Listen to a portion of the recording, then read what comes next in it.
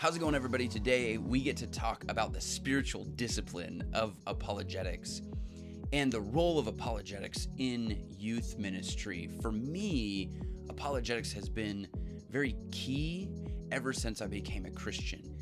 Answering tough questions about why I believe what I believe has been really essential for me. So I'm glad I get a chance to share some of that with you right now.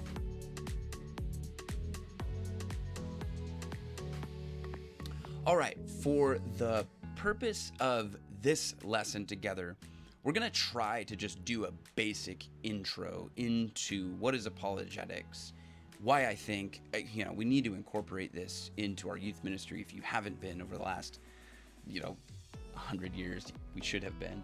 And we're going to focus on 1 Peter 3:15. This is really the verse that everyone goes to when they talk about apologetics.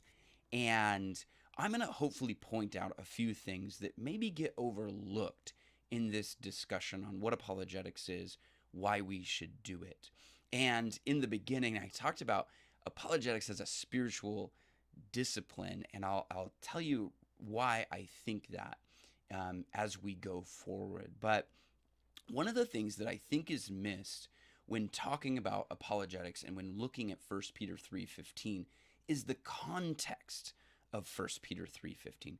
The context is kind of persecution, maybe for lack of a better word. We have a misconception, I think, when it comes to first century church and persecution and stuff like that. But certainly these people were going through a trial, right? Who is there to harm you if you prove zealous for what is good?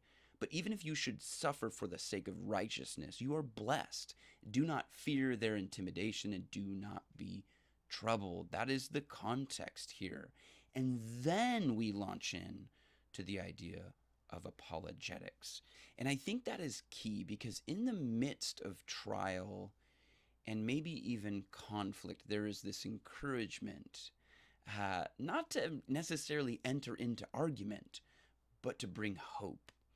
And for us, for our youth ministry, we set the idea of apologetics today within the context of social media and cancel culture, because it's very easy just to silence people. It's very easy just to mute people who have different ideas than you do. And so how do we interact in a world that can be a bit challenging and even a bit harsh at times?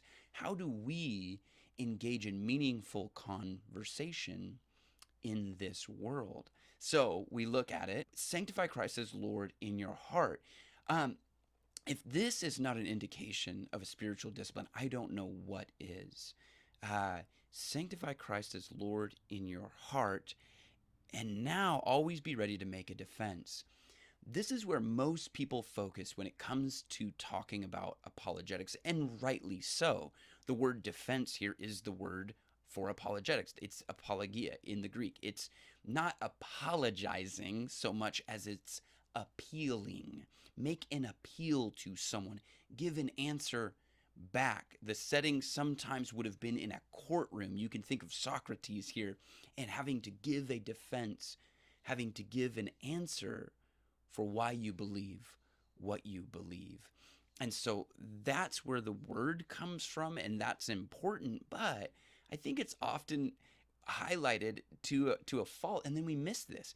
To everyone who asks of you to give an account for the hope that is in you. And this is where I think apologetics is not only very important, but we need to understand it better. Is apologetics about getting into argument, or is it about presenting hope? I think it's about presenting hope, and we have to be wise about how we present the hope of the gospel in a world that really sometimes doesn't want to hear it, doesn't want to listen. Again, we just kind of mute people that have different ideas than us. And Peter gives us the key here. We do this with gentleness and respect, reverence in NASB. I have it kind of always thought of as respect, gentleness and respect. And where I go here is to the point of humility. Yes, the things that I believe I believe them because I think they're true. And so anything that isn't that is not true, will go against that, right? And yet, I have to approach every conversation with a bit of humility, right? Because I could be wrong. I may have all this completely wrong. And so when I'm in conversation with somebody, I can learn from that person, even if I disagree with that person. And I think that that is a key thing to think about. So we do this with gentleness and respect. Now, we could go into each of these three parts of this verse in greater detail, but for the purpose of an introduction, I want you to see that there's these three parts, and the NASB breaks this down really well, and those three parts work together. Sanctify Christ as Lord in your heart, always be ready, equip yourself to be ready to make a defense, answer back, or an appeal to everyone who asks for you, to give an account for the hope that is in you, yet with gentleness and reverence. So what's the point? Well, I've talked about apologetics as a spiritual discipline. And if you've read Richard Foster's book on the celebration of discipline, you'll know that the goal of the spiritual disciplines is transformation. And my experience with apologetics is that it's very transformational. As I have looked into answering the hard questions about why I believe what I believe, that process has been transformational for me in my heart and in my mind for my life. And I want to pass that on to my students. I want to pass that on to you. I also think that that transformational process is indicated here in 1 Peter. You can look down from verse 16 basically to the beginning of chapter 4. You can keep reading, and maybe I'm reading a little bit into this because I'm thinking, man, this is transformational. But I mean, I see this. Having been put to death in the flesh, we're made alive in the spirit. So there's a transformation from a worldly life to the spiritual. We're even talking about the resurrection of Jesus Christ, right? Therefore, since Christ has suffered in the flesh, arm yourselves also with the same purpose, because he who has suffered in the flesh has ceased from sin. I don't want to get into the difficult theology here presented in 1 Peter, but there is some. So to live the rest of the time in the flesh, no longer for the lusts of men, but for the will of God. So we're being transformed from this world and living as worldly people and living as kingdom people in God's kingdom. You can think of Romans, right? Therefore, I urge you, brethren, by the mercies of God, to present your bodies as a living sacrifice, a living and holy sacrifice acceptable to God, which is your spiritual service of worship, and do not be conformed to this world, but be transformed by the renewing of your mind. I know I went through that kind of quickly, but it does put me in that mindset of transformation. So the goal of apologetics is not to get into and win arguments.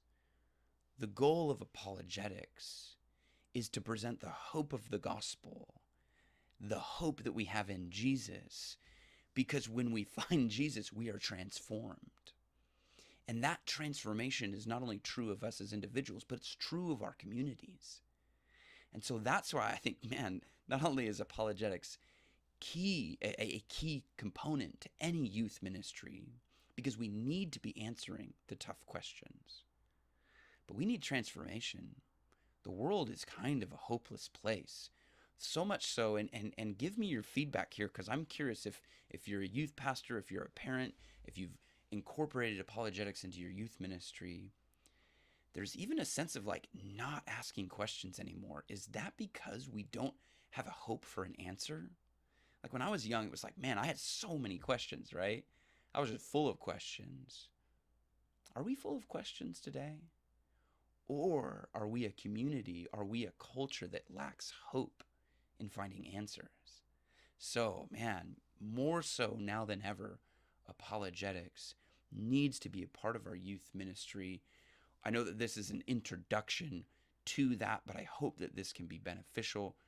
I hope that this can spur on more study and more conversation around apologetics and thinking about apologetics a little bit differently than maybe the modern world, that we at least for me, I was always taught in that kind of school of thinking that was debate and argument and all this other stuff. And I've been challenged to think about it differently. So I hope we can do that. I hope we can look at apologetics differently so that it can apply to the needs of the moment more so. So that's it for now. Thanks for being a part of this community. Thanks for hanging in there, checking out this episode, and I look forward to being with you in the next one.